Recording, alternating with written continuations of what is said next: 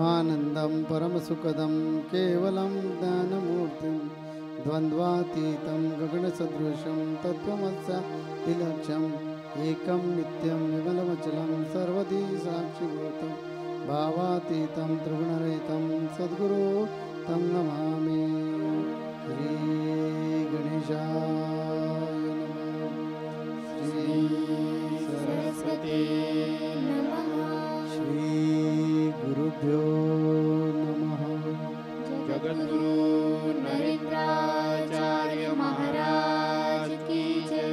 सद्गुरु काडसिद्धेश्वर महाराज की जय।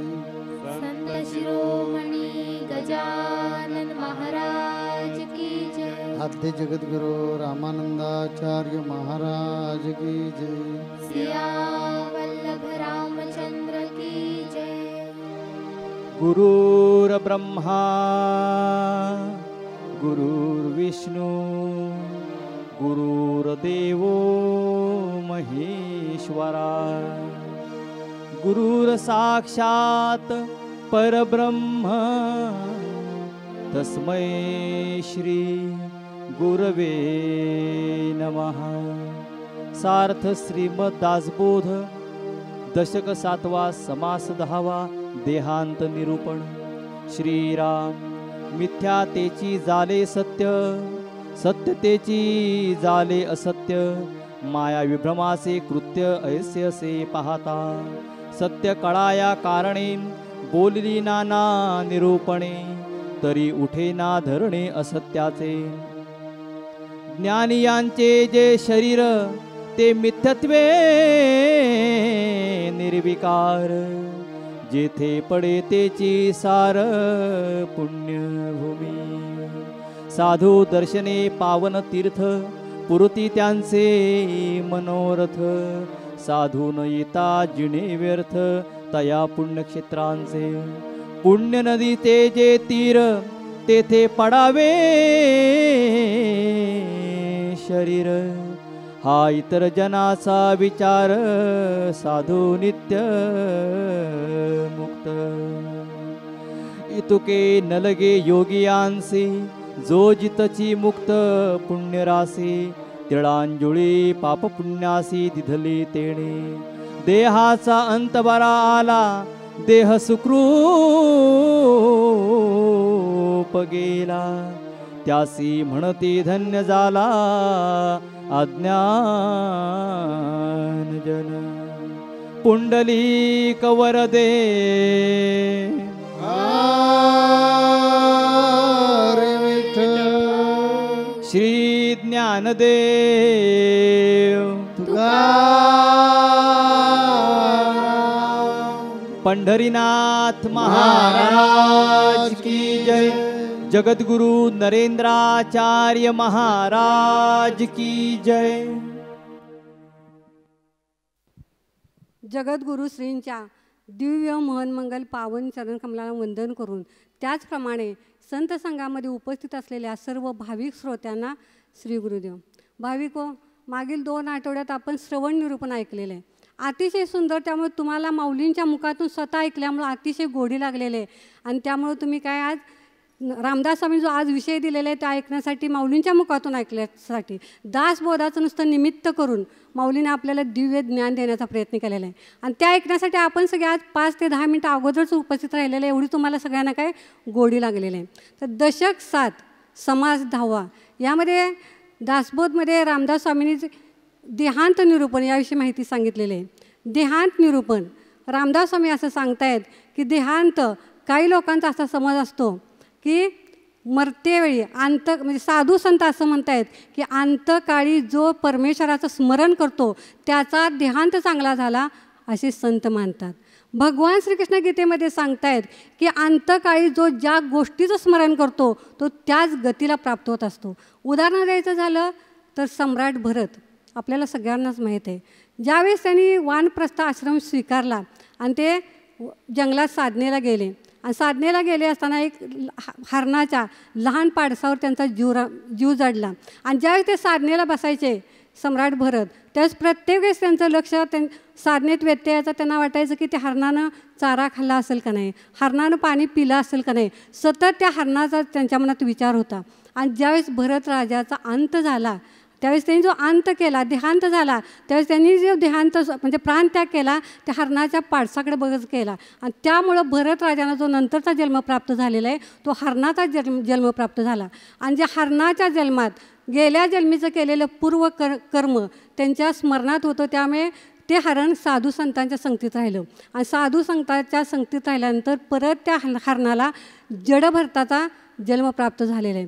म्हणून रामदास स्वामी म्हणतायत, जर तुम्हाला तुमचा ध्येयांत चांगला हवा असेल तर आपल्या जीवनात कोणत्या गोष्टीची आवश्यकता आहे हे आपल्या माऊलींनीसुद्धा जीवनयात्रा प्रकाशन साहित्यामध्ये सांगितलेलं आहे. तर कोणत्या गोष्टीची आवश्यकता आहे, आपल्याला प्रत्येकाला वाटतं आपल्याला वेदना नको, आपल्याला कुठल्याही गोष्टीचा त्रास नको, परंतु आपल्या देहाचा अंत मात्र चांगला झाला पाहिजे. मग अगदी शेवटच्या काळात जर नामस्मरण केलं, ईश्वराला आठवलं, तर आपला देहांत कधीच चांगला होणार नाही. त्यासाठी माऊली काय आपल्याला सांगतात, रोज तुम्ही 10 मिनटं त्या परमेश्वराचं नामस्मरण केलं पाहिजे. म्हणजे रोज थोडी थोडी थोडी आपली भक्तीची पुंजी वाढवलीच पाहिजे. मग त्यासाठी आता दुसरं काय केलं पाहिजे, तर समर्थ रामदास सांगतायत, देहांत जर तुम्हाला चांगला हवा असेल तर जीवनात सत्य पाहिजे, सत्कर्म पाहिजे, परोपकार पाहिजे, त्याग पाहिजे, दान पाहिजे, संत सेवा पाहिजे आणि सद्गुरूंच्या चरणी नितांत श्रद्धा पाहिजे, असं रामदास स्वामींनी सांगितलेलं आहे. रामदास स्वामी सांगतायत की आपल्या प्रत्येकाचा असा समज असतो, गंगेचे यमुनेचैव गोदावरी सरस्वती नर्मदा सिंधू कावेरी जलस्मय सन्निधन करू. म्हणजे अशा पुण्यपावन नदीच्या काठी, तीर्थक्षेत्राच्या काठी जर आमचा देहांत झाला तर आम्हाला मोक्ष मिळाला, असं आपल्या सामान्य जनाची समजूत असते. परंतु रामदास स्वामी सांगतात ही समजूत तुमची पूर्णपणे चुकीची आहे, अज्ञानपणाचं लक्षण आहे. कारण का, तर त्यांनी सांगितले, साधू दर्शने पावन तीर्थ पूर्ती ज्याचे मनोरथ, साधू न येता जीवन व्यर्थ त्या तीर्थक्षेत्राचे. म्हणजे तीर्थाला पावनपणा कुणी आणलेला असतो, तर साधू संतांनी सद्गुरूंनी त्या तीर्थाला पावनपणा आणलेला असतो. म्हणून ज्ञानेश्वर माऊली म्हणतायत की सकळ तीर्थे निवृत्तीच्या पायी तेथे माझ्या मना बुडी घे. जगातली सगळी तीर्थ कुठं आहेत, तर माझे सद्गुरुनाथांच्या चरणावर आहे, असं ज्ञानेश्वर माऊलींनीसुद्धा काय केलेलं आहे, दावा केलेला आहे. म्हणजे जिथं संत तिथंच तीर्थ, असं रामदास स्वामींना सांगायचं आहे. आणि म्हणून त्यासाठी एक आपण दृष्टांत पाहूया. आपल्याला पैठणचे एकनाथ महाराज सगळ्यांनाच माहीत आहेत.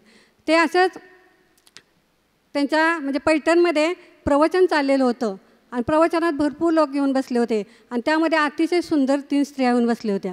आणि त्यावेळेस निरूपण चाललेलं होतं आणि त्यावेळेस एकनाथ महाराजांचा मुलगा, ज्याचं नाव हरिभजन आहे, त्याच्या मनात असा विकल्प आला की माझे वडील म्हणजे एकनाथ महाराज पुढे ज्या 3 सुंदर स्त्रिया बसलेत त्यांच्याकडेच बघून फक्त निरूपण करतायत. 3 दिवस झालं निरूपण चाललं. एकनाथ महाराज, जसं आपल्याला माहीत आहे आपल्या माऊल्या अंतर्ज्ञान आहेत, आपल्या मनात काय विचार चालले अचूक जाणत असतात, त्याप्रमाणे एकनाथ महाराजांनी सुद्धा जाणलं की माझ्या मुलाच्या मनात काहीतरी विकल्प आला आहे. 3 दिवस झाले. एकनाथ महाराजांनी मुलाला सांगितलं, बाबा हरिभंजन, रात्रीची वेळ झालेली आहे आणि तूच त्या स्त्रियांना सोडायला जा. गावाच्या बाहेर त्या 3 स्त्रिया गेल्या, अंतर्दान पावल्या. अंतर्दान पावल्यानंतर हरिभजनाला काही कळायचंच बंद झालं. दुसऱ्या 4थ्या दिवशी त्या स्त्रिया आल्या आणि त्यावेळेस त्या स्त्रियांनी पण ओळखलं की ह्या हरिभंजनच्या मनात विकल्प आलेला आहे. आणि त्यावेळेस त्यांनी जे आपलं खरं रूप प्रगट केलं, त्या कोण 3 स्त्रिया होत्या, तर गंगा, यमुना, सरस्वती.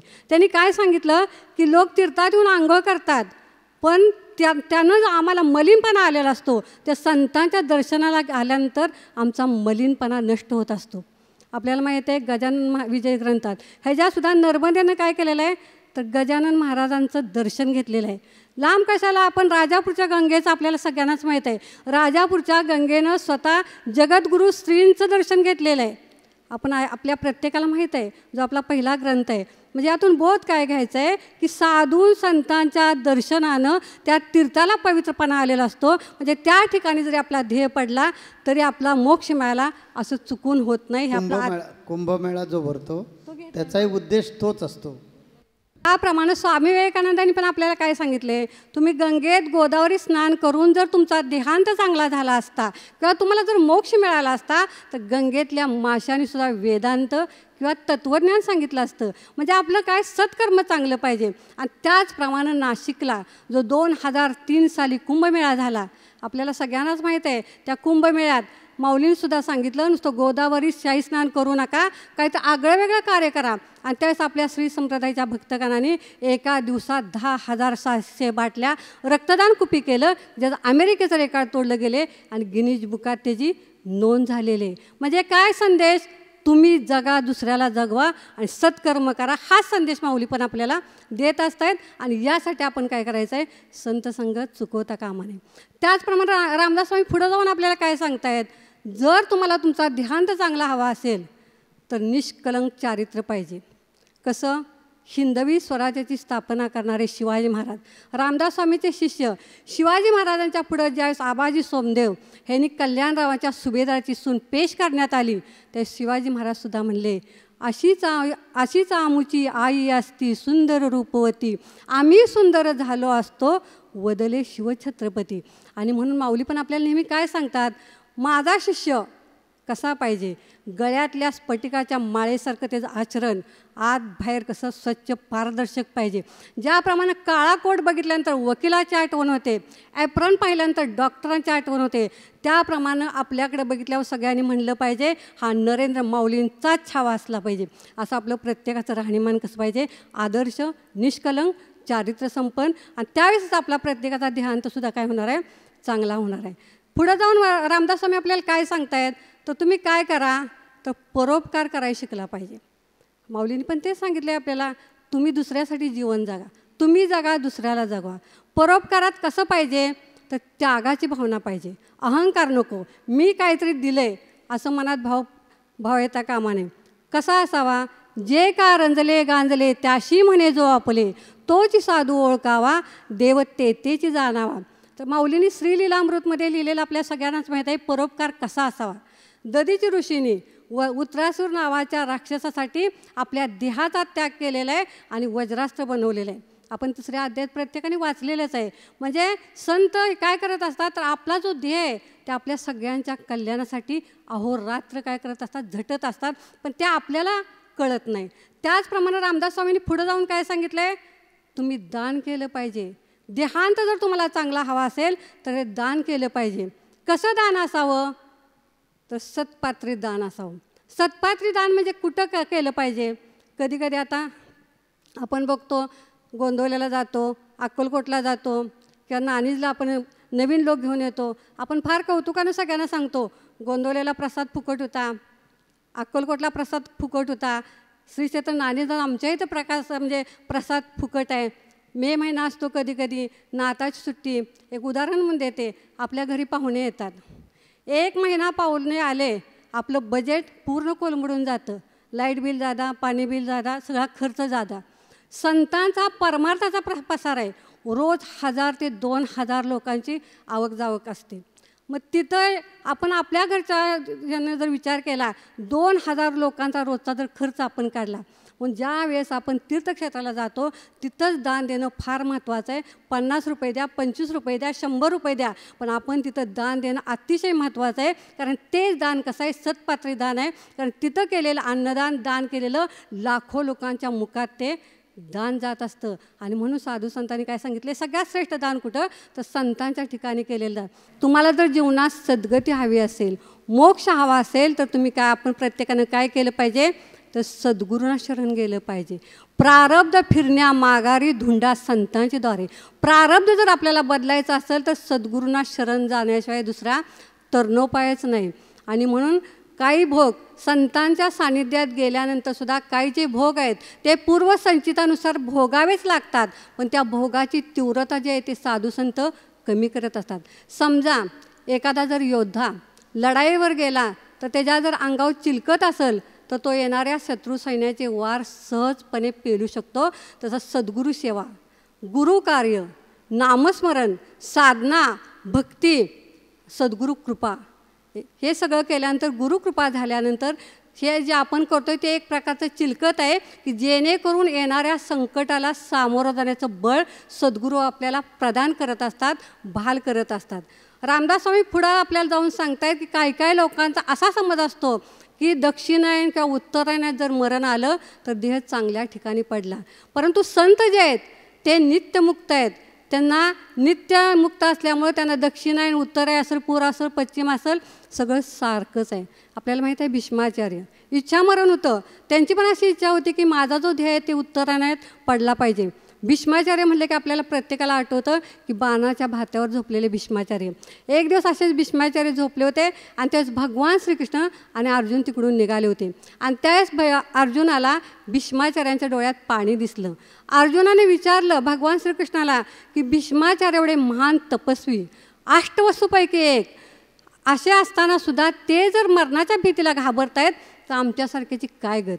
तर त्यावेळेस अर्जुनानं भगवान श्रीकृष्णाने ओळखलं की अर्जुनाला भ्रम झालेला आहे, जसा आपल्याला झालेला भ्रम. माऊली नेहमी म्हणतात मी काय करतो, एखाद्याचा अहंकार फुगवतो, एखाद्याला फुग्यासारखा फुगवतो आणि बरोबर टाचणी लावून त्याची हवा काढून घेत असतो. नेहमी माऊली आपल्याला सांगतात की माझे 2 डोळे फसवे आहेत आणि हा सर्च लाईट जगाच्या कानाकोपऱ्यात फिरत असतो. कोण माऊली आल्यापुरता फक्त पुढं कार्य करतो, कोण माघारी करतो. ज्याला माऊली कळाले त्यांनाच माऊलींचं कार्य कळणार आहे. जसा आपल्याला भ्रम झाला होता तसं अर्जुनाला जो भ्रम झाला होता तो भगवान श्रीकृष्णाने ओळखलं आणि भगवान श्रीकृष्णाने अर्जुनाला सांगितलं तू जा आणि भीष्माचार्यांना विचार की तुमच्या डोळ्यात पाणी का. तर त्यावेळेस अर्जुन भीष्माचार्यांच्या जवळ गेले आणि भीष्माचार्याला विचारलं तुमच्या डोळ्यात पाणी का. तर त्याच भीष्माचार्यांनी सांगितलं की मी मरणाला कधीच घाबरत नाही, परंतु भगवान श्रीकृष्ण हा पांडवांचा सखा, पांडवांचा राणा, अहोरात्र पांडवांच्या घरी असतानासुद्धा त्यांचे भोग संपलेले नाहीत.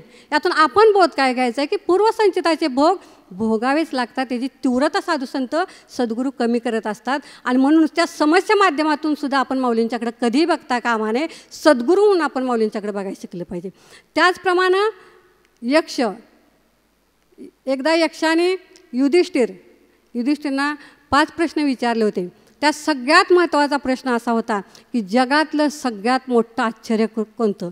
त्यावेळेस धर्मराजाने सांगितलं जगातलं सगळ्यात मोठं आश्चर्य असं आहे की रोज नित्य माणूस मरताना आपण बघतो, प्रत्येकाचा देहांत बघतो, तरीसुद्धा आपण मात्र अमरत्व घेऊन आल्यासारखं जगात अभिमानानं, अहंकारानं वावरत असतो. आणि म्हणून जगद्गुरू नरेंद्र माऊलीसुद्धा आपल्याला काय सांगतात नेहमी, अहो घटका गेली पळे गेली तास वाजे घनाना, घटका गेली पळे गेली तास वाजे घनाना, आयुष्याचा नाश होतो श्री गुरुदेव म्हणाना. घटका गेली पळे गेली तास वाजे घनाना, आयुष्याचा नाश होतो श्री गुरुदेव म्हणाना. घटका गेली पळे गेली तास वाजे घणाना, आयुष्याचा नाश होतो श्री गुरुदेव म्हणाना. घटका गेली पळे गेली तास वाजे घनाना, आयुष्याचा नाश होतो श्री गुरुदेव म्हणाना. घटका गेली पळे गेली तास वाजे घणाना, आयुष्याचा नाश होतो श्री गुरुदेव म्हणाना. घटका गेली पळे गेली तास वाजे घणाना, आयुष्याचा नाश होतो श्री गुरुदेव म्हणाना. घटका गेली पळे गेली तास वाजे घणाना, आयुष्याचा नाश होतो श्री गुरुदेव म्हणाना. घटका गेली पळे गेली तास वाजे घनाना, आयुष्याचा नाश होतो श्री गुरुदेव म्हणाना. घटका गेली पळे गेली तास वाजे घणाना, आयुष्याचा नाश होतो श्री गुरुदेव म्हणाना. घटका गेली पळे गेली तास वाजे घनाना, आयुष्याचा नाश होतो श्री गुरुदेव म्हणाना. घटका गेली पळे गेली तास वाजे घणाना, आयुष्याचा नाश होतो श्री घटका गेली पळे गेली तास वाजे घणाना आयुष्याचा नाश होतो श्री गुरुदेव म्हणाला घटका गेली पळे गेली तास वाजे घणाना आयुष्याचा नाश होतो श्री गुरुदेव म्हणाना घटका गेली पळे गेली तास वाजे गणाना आयुष्याचा नाश होतो श्री गुरुदेव म्हणाला घटका गेली पळे गेली तास वाजे घणाना आयुष्याचा नाश होतो श्री गुरुदेव म्हणाना घटका गेली पळे गेली तास वाजे गणाना आयुष्याचा नाश होतो श्री गुरुदेव म्हणाला आणि म्हणून सगळ्या साधू संतांनी आपल्याला काय सांगितले, तुमचा जर देहांत चांगला व्हायचा असेल तर काय करायचं आहे, संत संघाला हजर राहा. माऊली सांगतात आठवड्याचा संत संघ चुकवू नका, 10 मिनटं भक्ती करा, तुमच्या जीवनाचं सोयीत साधा. तुम्ही स्वतः कोण आहे तुम्ही स्वतःला ओळखा. अहम ब्रह्मास्मी, मी आत्मा आहे. संत सद्गुरूंना शरण गेल्याशिवाय आपल्याला कळत नाही. आणि मग आपल्यातलं जर आत्मतत्व, आपल्यातलं जर गुरुतत्व, आपल्यातलं जर चैतन्य, आपल्यातलं जर चिदानंद स्वरूप जाणून घ्यायचं असेल तर सद्गुरूंना शरण गेल्याशिवाय चराचर व्याप्त ईश्वराची आपल्याला ओळख होत नाही. आणि चराचर व्याप्त ईश्वर कळाल्याशिवाय देहभावना नष्ट होत नाही. आणि देहभावना नष्ट झाल्याशिवाय जे चैतन्य आहे ते मीच आहे. माऊली आपल्या नेहमी ठणकावून सांगतात की मी देव आहे, माझ्या सानिध्यात येणाऱ्यानं तो दाखविनच. ठामपणे माऊली सांगतात. काही लोकांना असं वाटतं माऊली का सांगतात, आपण जर बारकाईनं मागं वळून बघितलं, ज्ञानेश्वर माऊलींसुद्धा हेच सांगितलं होतं, हे विश्वची माझे घरं आयशी मती जयाची स्थिर किंबोना चराचर आपणच झाला तो स्वतःच झाला. तुकाराम माऊली सांगतायत देव पहावाशी गेलो आणि देवच होऊन ठेवलो म्हणून माऊली म्हणतात की तुम्ही सुद्धा बसलेले सत्संगातले कोण आहात, चैतन्याचे पुतळे आहात. तुम्ही स्वतःला म्हणजे देहबुद्धीत बांधून ठेवल्यामुळं आपल्या सगळ्यांना आत्मबुद्धीचा विसर पडलेला आहे. आणि म्हणून आपल्याला देव आहात, परंतु आत्मबुद्धीमुळे आपल्याला ते दिसत नाही, देहबुद्धीमुळे आपल्याला ते दिसत नाही आहे. आम्हाला दिसलं आहे गुरुकृपेमुळे. एवढा दोघांमधला आपला फरक आहे. तेव्हा हा फरक जो आहे, हे जे अंतर आहे ते काढून टाकायचं. कारण हा अजरामर पट्टा कोणी आणलेला नाही. शरीराचा तर नाश होणार आहे. म्हणून समर्थ रामदास स्वामी सांगतात की या देहाचा जो अंत आहे तो चांगला व्हावा असं वाटत असेल तर ज्यांना आपण तीर्थ म्हणतो त्या नद्यासुद्धा साधू संतांच्या चरणाला धुण्यासाठी, साधू संतांचं चरण प्राक्षालन करण्यासाठी एकत्र येत असतात. म्हणूनच तर कुंभमेळा होतो. आपल्या धर्मामध्ये दर 12 वर्षांना जो कुंभमेळा होतो त्याचा उद्देश तोच असतो की अपवित्र झालेल्या ह्या ज्या नद्या असतात त्या साधू संतांच्या चरणानं पवित्र होतात. आणि मग त्याच्यामध्ये जे स्नान करतात त्यांना मुक्ती मिळते, मोक्ष मिळतो, असं आपलं धर्माची शिकवण आहे. तर सांगायचं तात्पर्य हे सगळं तीर्थ आपल्या साधू संतांकडे आहे. आणि म्हणून हा संत संघ जो आहे ते एक कुंडच आहे, अमृताचं कुंड. या अमृताच्या कुंडामध्ये येऊन आपण दर आठवड्याला अमृत प्राशन करूया, म्हणजे आपल्या देहाची चिंता आपल्याला कधीही धरण्याची गरज नाही. एवढंच बोलूया. आणि या ठिकाणी वेळ संपल्यामुळे थांबायला पाहिजे, कारण ताईंनी अतिशय उत्कृष्ट, सगळ्या प्रबोधनकारांपेक्षाही सुंदर पद्धतीने आपल्याला पटवून दिलेले. तर मी खुश आहे, त्यांच्यावर पण खुश आहे आणि तुमच्यावर पण खुश आहे. श्री गुरुदेव. जगद्गुरु नरेंद्राचार्य महाराज की जय. सद्गुरु काडसिद्धेश्वर महाराज की जय. संत शिरोमणी गजानन महाराज की जय. आद्य जगद्गुरु रामानंदाचार्य महाराज की जय. सिया वल्लभ रामचंद्र की जय.